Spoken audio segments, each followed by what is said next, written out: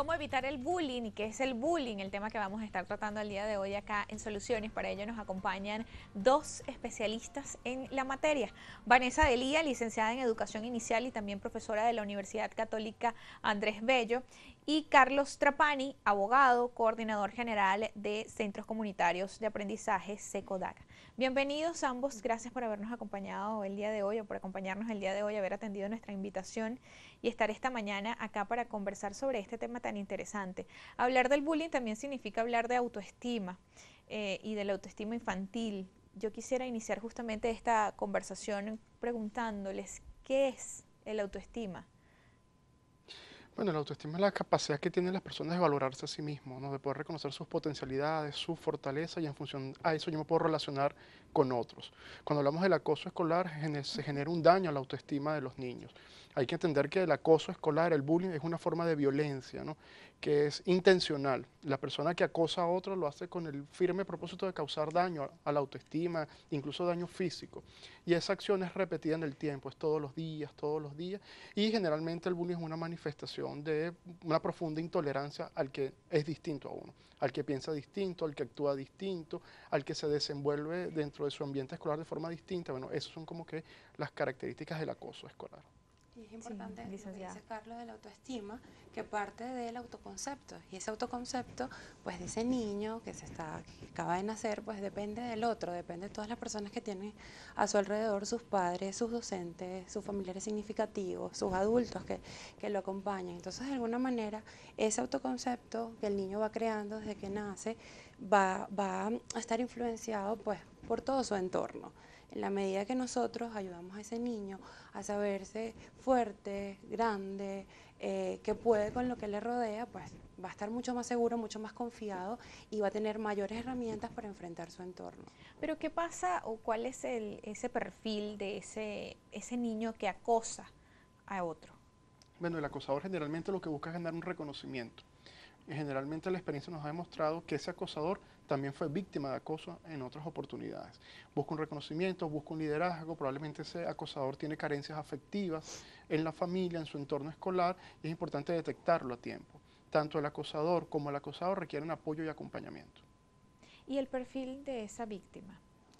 Bueno, un niño a ver, que de alguna manera es acosado, estamos hablando de un niño que no se siente seguro, puede ser un niño que de alguna manera, pues, tiene alguna característica distinta, a veces el entorno se agarra del que es distinto, del que es diferente, del que no hace lo que todos los demás esperan, ¿no?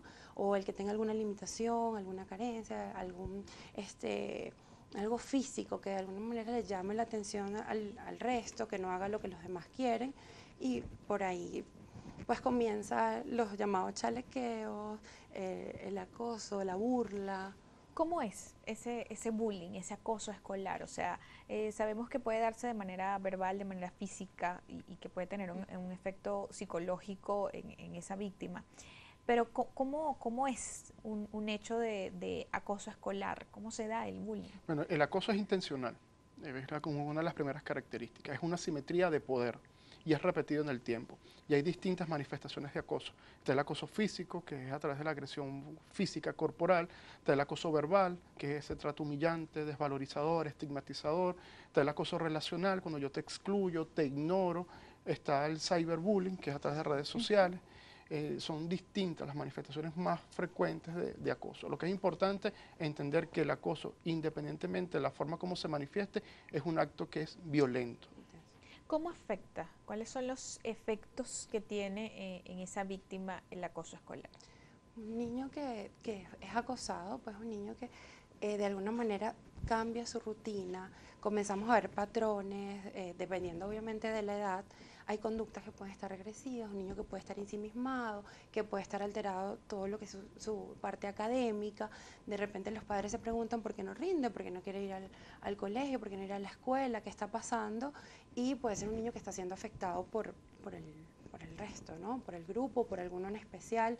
Como dice Carlos, hay distintos tipos de acoso, pero ese niño hay una alteración, hay niños que se les altera el sueño, se aíslan, lloran, como te digo, depende de la edad de la que estamos hablando. O sea, en la primaria, ya en la adolescencia, Y hay hay distintos dos patrones consecuencias adicionales, que el niño puede generar fobia escolar, también. no querer ir a la escuela, pero también hemos tenido casos lamentables en otros países de temas de suicidio. Y está el famoso caso de Amanda Todd, que fue una adolescente que fue acosada a través de redes sociales, bueno, y el caso de Amanda Todd terminó en suicidio. En Venezuela, ¿cómo estamos en cuanto a acoso escolar? Tenemos un problema que no lo logramos cuantificar, o sea, el hecho de no tener cifras, datos actualizados, desagregados, confiables, no nos permite identificar la magnitud del alcance del problema. Pero evidentemente el acoso está sentado en los pupitres de los centros educativos. Ahí el reto es poderlo reconocer, abordar a tiempo y sobre todo actuar de forma preventiva, ¿no? ¿Y no estamos preparados para reconocer, o las instituciones escolares no están preparadas para reconocer si hay un caso de acoso escolar en ese colegio? Bueno, obviamente depende de cada institución y depende del docente, ¿no? En este caso, y cómo el directivo de alguna manera sensibiliza a esa institución para que esté atenta a las necesidades, a esos intereses que tienen los chicos y que de alguna manera el sistema escolar pues esté apto para supervisar, para estar atento a las necesidades, a lo que esté pasando. Los recreos son importantísimos. A veces el recreo es como también el espacio libre el esparcimiento no solo del pequeño, sino también del grande, y eso no debe ser así. El recreo es un lugar para estar atento, lo que pasa en los baños, en lugares, a ver, dependiendo de cómo sea la institución, esos lugares más ocultos, donde de repente yo puedo agredir y no soy visto. Entonces, depende justamente de eso, de cómo el colegio se estructure, de cómo se capacite, de que no esté cerrado, de que el problema se puede dar. A veces decimos, no sucede en otros lados, pero no me sucede a mí. Y puede que sí, puede que esté ocurriendo, además que hay muchos tipos, a veces puede estar pasando y no se están dando cuenta. Entonces sí necesitamos de una institución, un docente sensible, un docente que realmente el alumno, el grupo se sienta confiado en comunicarle lo que siente, en acercarse a ellos para a la hora de que ocurra un problema, un imprevisto, o que se sienta mal, él pueda decir al maestro, que en ese momento es el que tiene más cerca, pues lo que está ocurriendo, lo que le está pasando. Y obviamente si no está sucediendo en el colegio, pues también tiene que estar ocurriendo en la familia. Necesitamos que nuestros niños desde muy pequeños confíen en sus padres, confíen en sus docentes y tengan esos pilares, eso a dónde acudir cuando algo me está pasando, porque el problema puede estar, pero cómo lo manejo es donde nosotros tenemos que ayudar, que acompañar a ese joven. Hablaba un punto importante, o tocaba un punto importante en cuanto a cifras, en cuanto a manejos de casos que pues, se den a conocer en el país. ¿Qué pasa? ¿No los denuncian? ¿No se están denunciando estos casos de acoso escolar? Sí, el problema del acoso es que es una forma de violencia poco registrada, poco denunciada. Y hemos visto algunas prácticas desfavorables a los centros educativos. Por ejemplo, decir que las situaciones de acoso son cosas de muchachos y que la tienen que resolver los propios estudiantes. Hemos también visto casos de docentes que no se quieren involucrar, ¿no? Porque involucrarse implica mayor exigencias en tiempos, en esfuerzo, eso también es una práctica desfavorable. Y también hemos encontrado que esas formas de violencia se aceptan incluso socialmente y muchas veces se justifican. Todas estas prácticas evidentemente no contribuyen a fortalecer el clima escolar. Y a la par tenemos un sistema de protección, profundamente debilitado, ¿no? Con pocas capacidades de respuesta en términos de programas, en términos de servicios, en términos de detección temprana. Los consejos de protección, que son los espacios más cercanos a las escuelas, están colapsados, no solo por casos de acoso, sino por otros tipos de casos que involucran a niños. Entonces es una realidad compleja que necesariamente tenemos que tener políticas públicas que permitan definir el acoso, llegar a un consenso de qué es acoso escolar y qué no es, y sobre todo cuáles son los protocolos de intervención. Por ejemplo, nosotros cuando tenemos un incendio en una escuela, los docentes saben perfectamente qué es lo que hay que hacer, por dónde hay que salir, a quién hay que contactar, eso se sabe en términos de emergencia.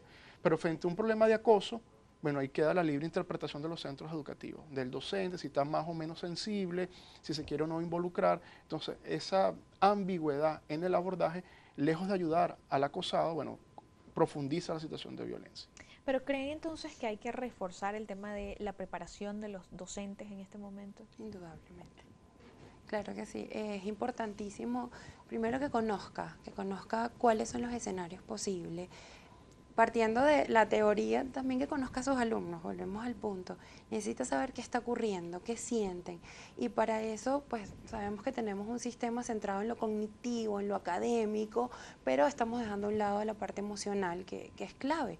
El aprendizaje con sangre no entra y necesitamos partir de conocer a nuestros estudiantes, qué está pasando, qué sienten, con qué se identifican, para, pues, de alguna manera poder ayudarlos, ¿no? Vamos a hacer una pausa y en la próxima parte, ¿entre qué edades es más común el acoso escolar y qué podemos hacer desde los hogares para evitar o saber identificar que nuestro hijo está siendo víctima de acoso escolar o que nuestro hijo es uno de esos personas que hace bullying o hace acoso escolar en el colegio? Eso lo vamos a estar conversando en la próxima parte. Hacemos una pausa y ya regresamos con más.